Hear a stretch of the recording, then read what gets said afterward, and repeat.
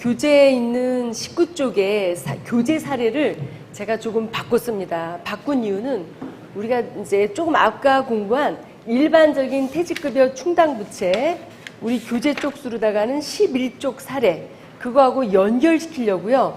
제가 똑같이 그거하고 한 겁니다. 똑같이 연결시키기 위해서. 자, 여러분, 우리 이제 쪽수로다가 13쪽 잠깐 볼게요. 13쪽을 잠깐 보면 일반적인 퇴충당금에서 이 회사는 그 직원이 다 그만두면 줘야 될 퇴직급여 부채는 그 20학년에 2억 1,600을 줘야 돼요. 2억 1,600을 줘야 되는데, 이 회사가 그 2억 1,600을 주는데, 지금 그 4학년에 과거에 설정된 금액 1억 9천만 원 다 인정 못 받았다 그랬어요. 7학년에 못 받았고 9학년에 새롭게 퇴직금을 줬습니다. 인정받지 못했지만 퇴사 사유가 발생해서 지급한 거고요. 기말 전에 이렇게 1억 9천 안에 부인된 것 중에서 3천을 줬고요. 그 다음에 또 새롭게 설정된 5,600이 15항에 있습니다.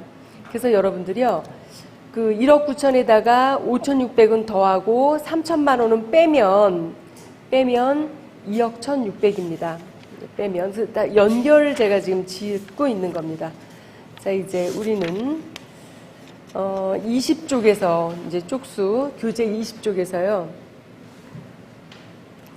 이 회사는 이와 같이 2억 1,600에 그 설정된 금액이 있는데 이 설정된 금액은 전부 다 부인액이다. 기말 잔액 부인액은 2억이 아니라 2억 1,600 제가 바꿔놨습니다. 2억 1,600이 나온 이유는 이렇다. 그래서 부인돼 있는 상태인데 이 회사가 퇴직연금 계정을 보니까 퇴직연금에 자산으로 처리한 거 DB형이라서요. 기초에 1억 6,400을 입금을 시켰고 작년에 그리고 이 중에서 단기 감소액 900만 원을 지급했고 그 다음에 이번에 또 예금으로 4,500만 원을 집어넣고 그래서 기말 잔액은 2억이 있다. 이제 이런 상태입니다. 이런 상태. 자, 이제 여러분들이요, 우리 보충교재로 한번 가볼게요. 보충교재 5쪽에서 6기 가볼게요. 6기에 이 회사는 1억 9천의 부인액이 있지만 같은 연도에 연금으로다가 1억 6,400을 집어넣었대요. 이렇게 원래는 내부에다 유보하면 인정을 하나도 안 해주는데 외부에다 맡기면 인정을 해주거든요. 외부에다 맡기면. 그래서 외부에다 맡겼기 때문에 비용으로 인정을 해주겠다. 6기 때. 자, 이렇게 해서 더하고 빼면 소득금액을 신고하게 됩니다. 이 금액을 인정을 받고 6,400. 그런데 7기로 넘어와서 분기한 거 볼게요. 7기에 이 회사는 직원이 3천만 원의 퇴직금을 줬기 때문에 회사 돈 2,100만 원과 퇴직연금 운영자산에서 인출 900만 원을 했습니다. 900만 원.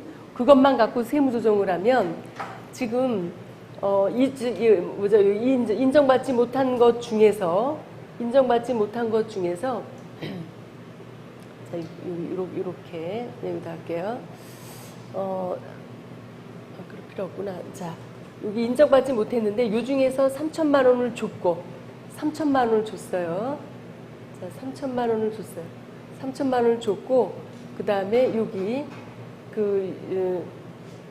요 중에서 1억 6,400만 원 인정받았는데 이 중에서 요 중에서 900만 원은 인출을 했거든요. 인정을 해줬더니 그래서 요 중에서 900만 원 인출한 거는 도루 이거에 반대 원위치 900만 원을 자 이렇게 입금 산입을 하고요. 그 다음에 또 올해 퇴직급여 충당부채 설정한 거는 또 인정 못 해줘서 또 얘는 5,600만 원 이렇게 불산입하고요. 자, 이렇게 해서 우리 계산 마무리하면 세무조정한 거 볼게요, 여러분요. 7기 때 태충당금 손금 산입 3천만 원 해주고, 그 다음에 입금 산입, 퇴직연금 운영자산 입금 산입 900만 원 하고, 그 다음에 7기 때 5,600만 원 설정한 거는 몽땅 송금 불산입하고, 또 7기 때 퇴직연금으로 4,500만 원 들어갔대요. 퇴직연금으로. 그래서 또 마이너스 4,500만 원. 자, 이렇게 해서 세무조정을 다 하면, 여러분들도 같이 하시면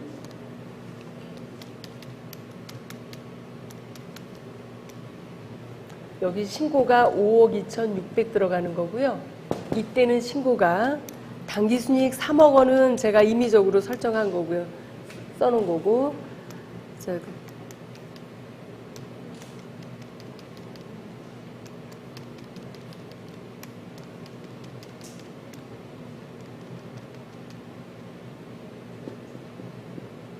세무서에 들어가는 소득 금액은 1억 7,800입니다.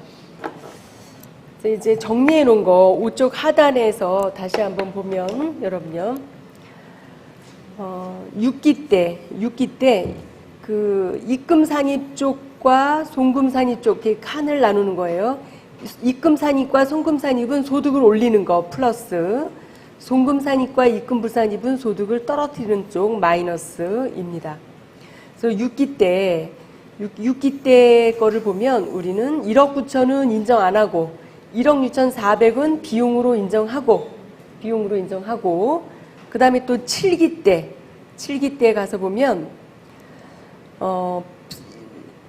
우리가 손금으로 인정 안 하는 게 5,600과 900만 원이 있고요.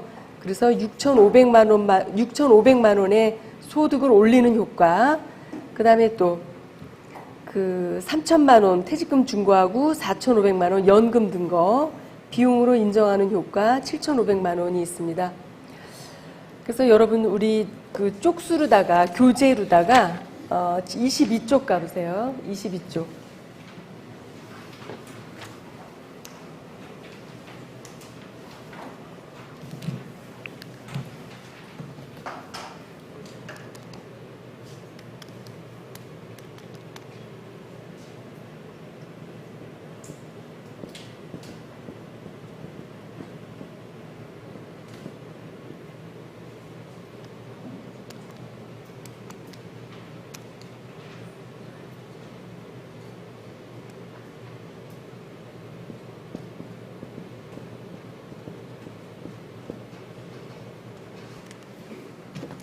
그래서 이제 순수하게 그 6기 때는 2,600만 원을 우리가 소득으로 더 올렸고, 지금 얘보다 얘니까 2,600을 더 올렸는데 그 이유는 이거와 이거 차이.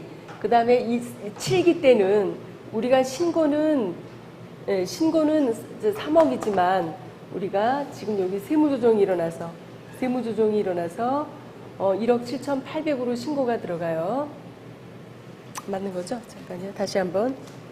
3억 원 플러스 5,600 마이너스 3,000 플러스 900 마이너스 4,5 2억 9천. 네. 2억 9천.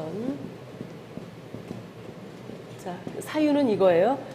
그래서 결국은 두 개년도 합치면 플러스로 1,600만 원의 신고를 더한 건데, 그 이유는 결론은 이 회사가 퇴직급여 충당 부채로다가 2억 1,600을 설정했지만 DB 연금으로다가는 2억이 들어갔거든요.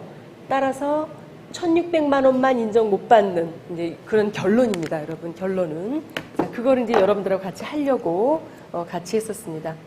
그래서 그 5쪽 가장 우측에 보면은 유보잔액 이렇게 증가감해서 결과를 보면 퇴충부채에서는 2억 1,600을 인정 못 받는 거, 그 다음에 연금에서는 2억 원을 인정받는 거, 이런 결론이고, 우리는 이거를 세무서에 신고할 때는 자, 4쪽 가보세요. 4쪽에다가 여러분이 한번 숫자를 넣어볼게요. 그 7번에 우측에 빈칸이 있는데 그거를 가운데를 쫙 갈라서 6기, 7기를 다 집어넣어 볼게요. 6기 7기를 4쪽의 일곱 번째. 자, 동그라미 101항란 결산서상 당기순 손익 거기다가 우리는 그 칸을 두 칸 이렇게 갈랐으니까 6기 7기를 쓰기 위해서 자, 6기하고 5억 원 글씨 아라비아 숫자는 좀 작게 쓰시면 돼요. 6기 결산서상 당기순이익 5억 원. 네. 그리고 이제 102항란에 손금 입금 상입 또는 손금 불산입인데 우리는 여기 지금 손금 불산입 인정받지 못한 거기다가 1억 9천 쓰시면 되고요.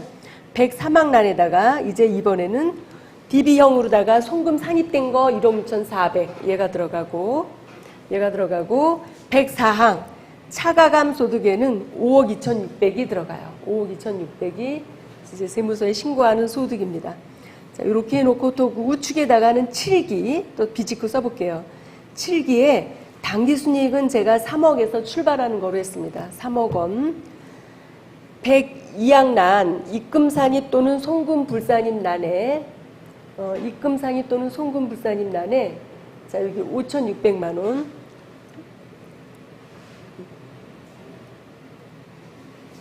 입금상입 또는 송금불산입이요. 얘가 손금불산입, 그 다음에 이거는 손금산입, 퇴직금 줬으니까, 그 다음에 얘는 입금산입, 돈을 인출했으니까, 그 다음에 이거는 손금산입입니다. 산입. 그래서 우리 다시 한번 102항란 입금산입 또는 송금불산입, 입금산입 또는 송금불산입이니까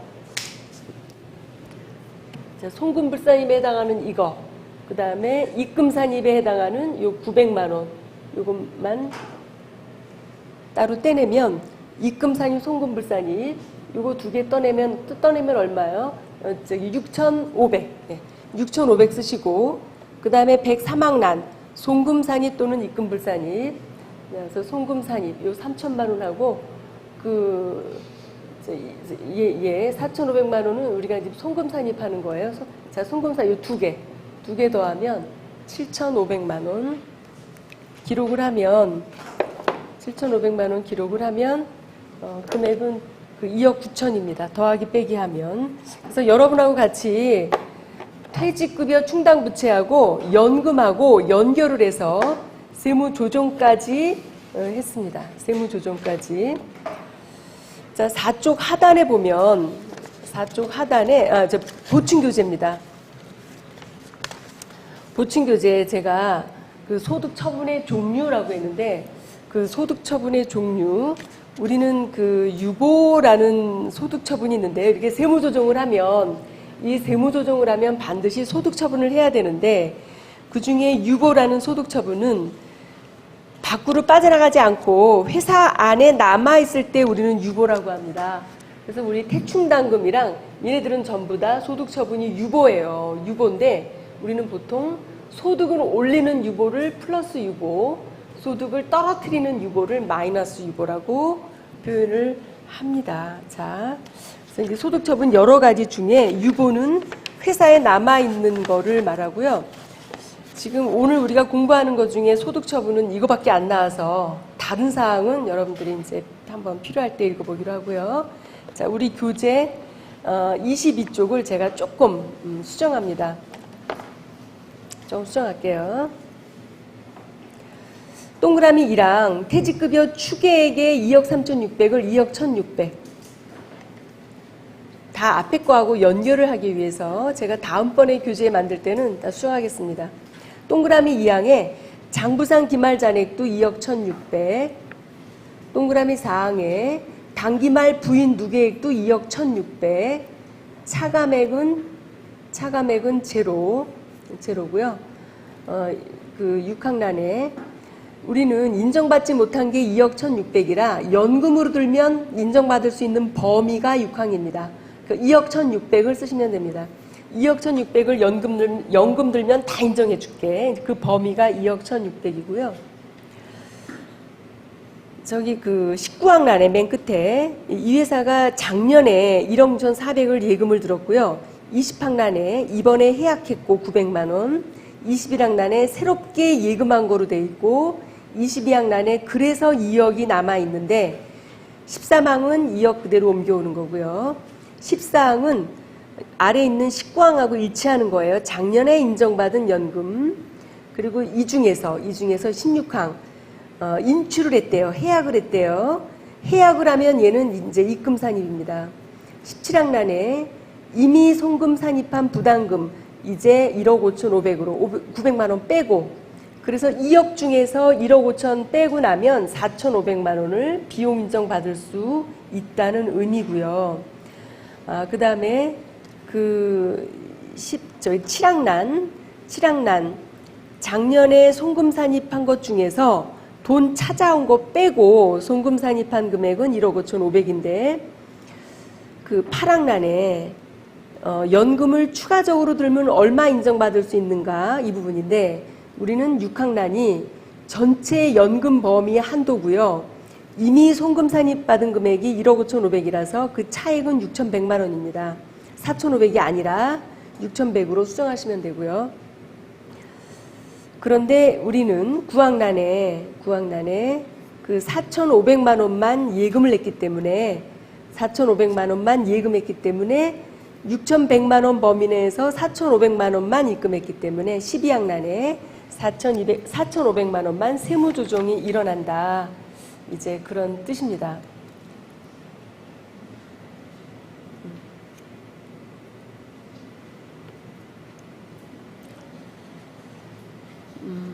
네, 그래서 이제 여러분하고 세무 조정까지 마쳤습니다.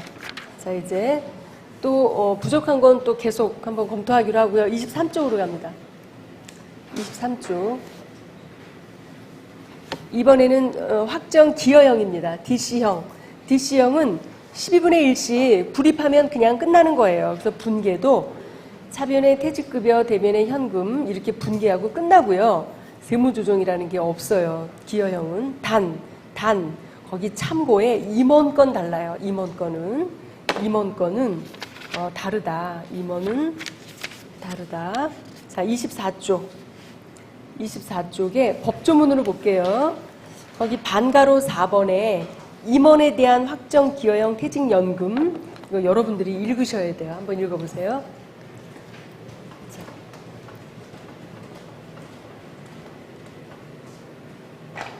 자, DC형은 직원이 있고 임원이 있는데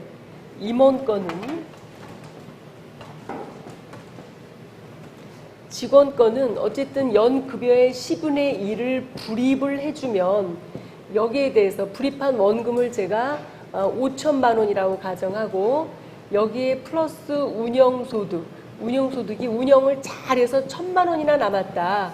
그래도 이 6천만 원은 전부 다 직원 거예요.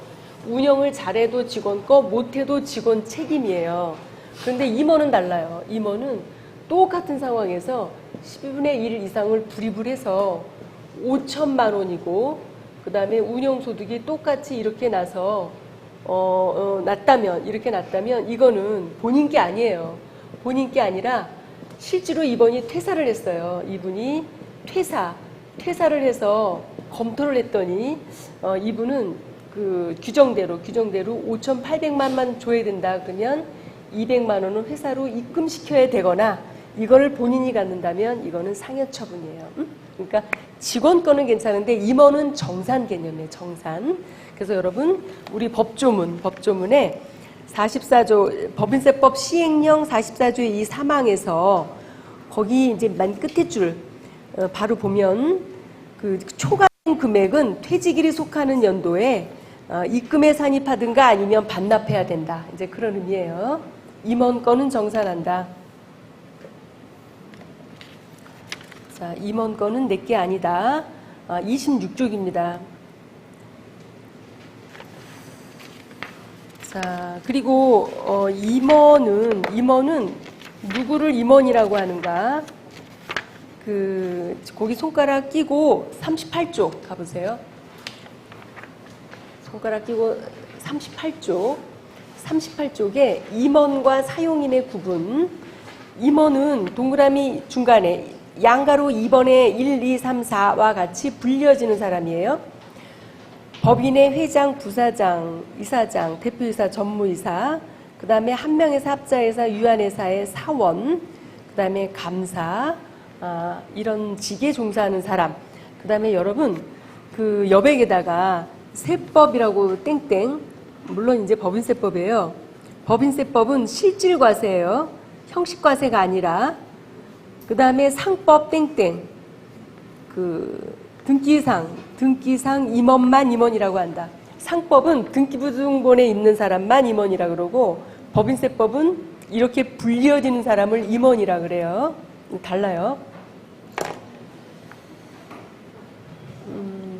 이제 혹시 여러분들이 용어가 헷갈릴까봐 우리는 주식회사에 돈을 출자한 사람도 있고요, 유한회사에 출자한 사람도 있고요, 한명회사에 출자한 사람도 있고, 합자회사에 출자한 사람도 있어요. 그런데 여기다가 돈을 출자한 사람은 주주라고 부르고, 여기다가 돈을 출자한 사람은 사원이라고 부릅니다. 그래서 주주총회 또는 사원총회 그러면 전부 다 출자자 입장의 회의예요. 자, 그런 사람을 말하는 거예요.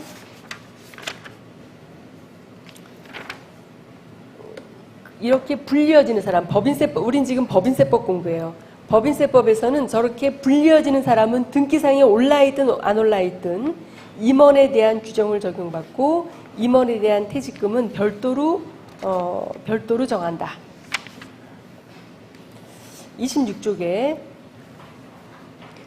현실적인 퇴직의 범위가 있어요. 이게 의미가 뭐냐면 퇴직하지 않았는데 퇴직금 주면 가지급금이다, 이런 뜻이에요. 그러니까 퇴직했을 때만 퇴직금이 해당이 된다, 그런 의미인데, 퇴직의 범위 속에 들어가는 거 뭐냐면 사용인이 임원으로 취임하면 퇴사한 거라서 퇴직금을 주어도 된다 라는 거고요. 가나다의 다번에 근로자 퇴직급여 보장법에 따라 퇴직급여를 중간 정산하여 지급하는 때예요. 여기서도 마찬가지로 임원은 해당이 안 돼요. 여기에서는 임원은 퇴직금 중간 정산 규정이 근로자 퇴직급여 보장법에 있지 않고 법인세법에 있어요. 법인세법. 그 법인세법이 바로 그 라예요. 라. 그러니까 다는 임원, 그러니까 사용인을 말하고요. 그 다음에 라는 사용자를 말해요. 그러니까 임원, 중간 정산하는 사유가 따로따로 있어요.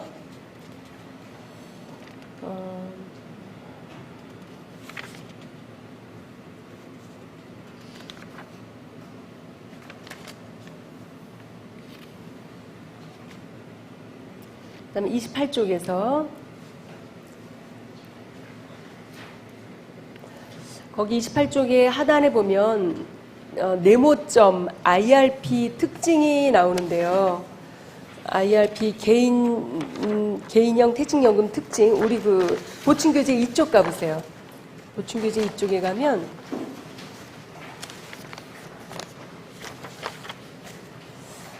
거기 그 맨 위에 IRP 특례가 있고 개인형 IRP가 있는데, 그 IRP 특례 IRP 그 직전에다가요, 기업형이라고 해주세요. 기업형 IRP 특례, 그 다음에 그냥 개인형 IRP 이렇게 구분을 해 놓으시면, 기업형 IRP는 DC형하고 똑같은 거라 그랬어요. 똑같고 종업원 수가 이제 일정 10명 미만일 때 가입할 수 있는 제도. 그 다음에 개인형 IRP는 그냥 개인이 마음대로 구입할 수 있는 거입니다.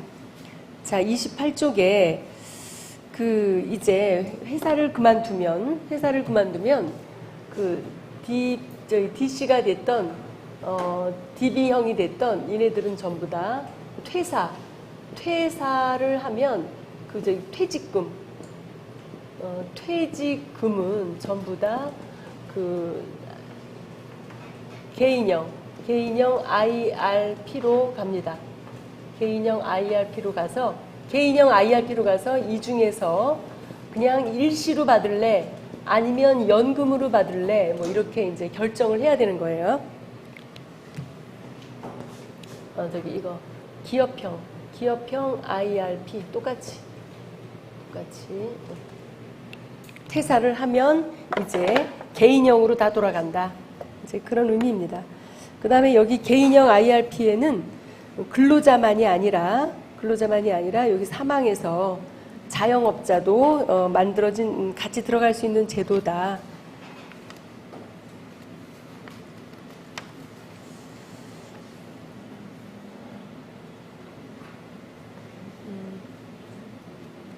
그다음에 28쪽 맨 마지막 줄에 보면 그 개인형 IRP의 특징 중에 여기서 운영이익에 대한 이자 뭐 이런 게 생기면 15.4%의 이자 소득세 이런 거는 면제되고 나중에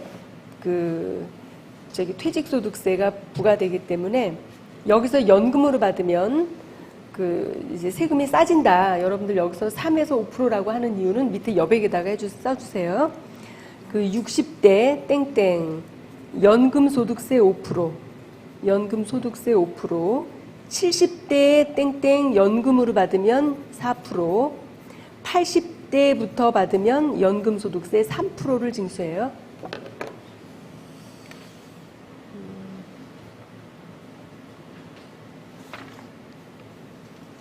그 다음에 30쪽입니다.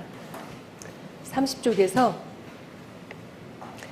관계회사 간 전출입 밑에 거 보세요, 여러분요. 이렇게 이렇게 투자 관계가 얽혀져 있는 회사 간에 직원이 이동할 수 있어요. 거기 하단에 보면 사례가 있습니다. P사에서 S사로 김 과장이 옮겨갔어요. 김 과장이 발령받아서 P사에 10년 근무하고 S사에 5년 근무했어요. 그런데 P사에서 퇴사할 때 퇴직금으로 받으면 30원을 딱 받으면 끝나요. 그런데 이걸 안 받고 S사에서 그만두면 15년 통산한 퇴직금이 100원이래요. 여러분 의미 알겠죠? 그죠? 각각 받으면 30원, 20원인데 안 받고 S사에서 받으면 100원이다. 그러면 이제 이랬을 때 본인은 그런데 P사와 S사의 회계 처리는 어떠한가?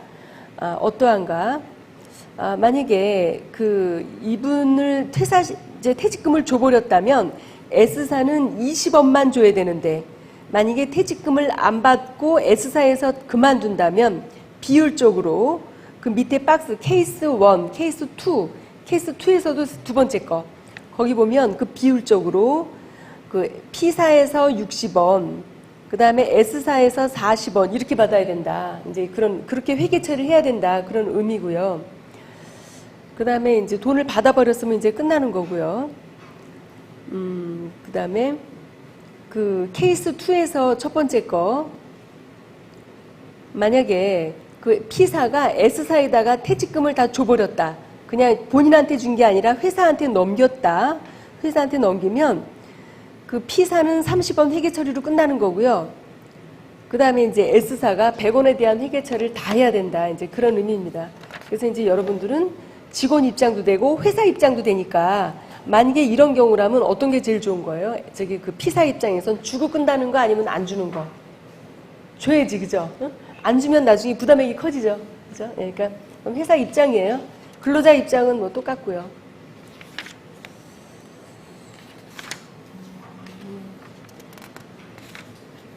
이제 거기 예규 판례 같은 거 이제 시간 날 때 한번 읽어보시고요. 38쪽입니다.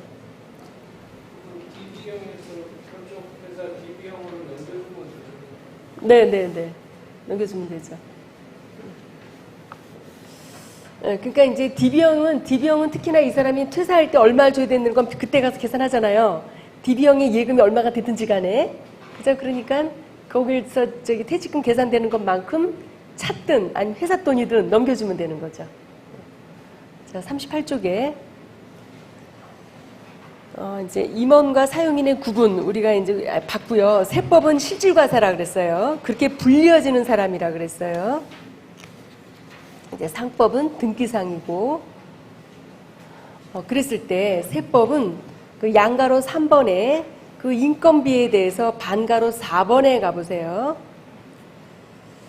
반가로 3번에 가서 우리 회사 주주가 지배주주라면 지배주주이거나 특수관계자인 임원에게는 과다 지급한 인건비는 인정하지 않겠다. 지배주주는요, 여러분요, 1% 이상 가진 집단을 지배주주라 그래요. 뭐 지배주주라 해서 뭐 주식수가 많거나 그런 게 아니에요. 1% 이상. 그 다음에 반가로 4번에서 임원한테 상여금을 줄 때는 반드시 둘째 줄에 정관이거나 주주총회이거나 사원총회이거나 이사회 결의로다가 정해야 된다. 여러분요. 질문 한번 해볼게요. 사원총회는 누가 회의하는 거라 그랬어요?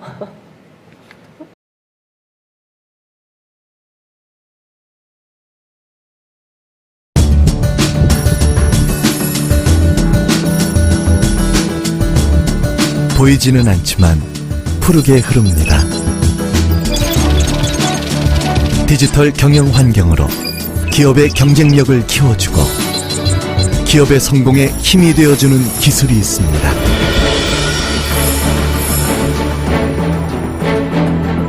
기업을 움직이는 푸른 심장 IT그룹 더존.